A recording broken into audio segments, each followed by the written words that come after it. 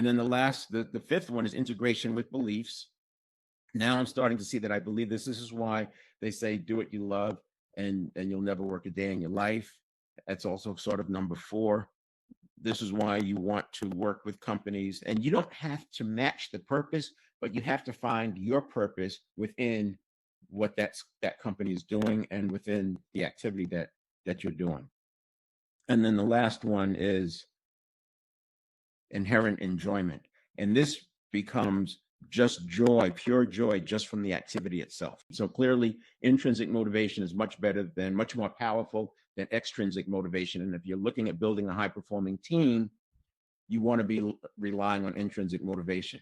When you look at sports teams, you can see it's all about intrinsic motivation. And then we have the high intrinsic motivation, increased engagement, greater satisfaction, improved performance, enhanced creativity flow, and then positive emotional return.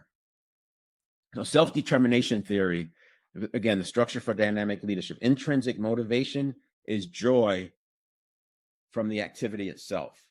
Extrinsic motivation, reasons other than the act itself or the activity itself. Intrinsic motivation, enjoyment from the activity itself. Now we see that we have connection to purpose, autonomy, competence, and relatedness to needs. Intrinsic motivation goes up and the internal need to grow and attain fulfillment is met.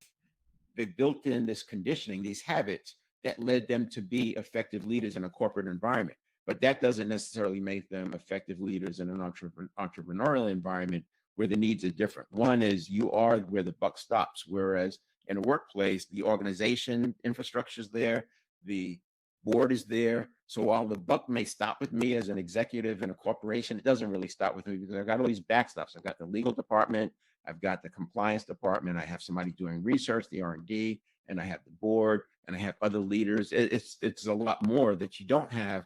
And so when the corporate leader makes that shift to an entrepreneurial environment, they have to deal with how do they handle all of that uncertainty? How do they handle that lack of connectedness? How do they handle that?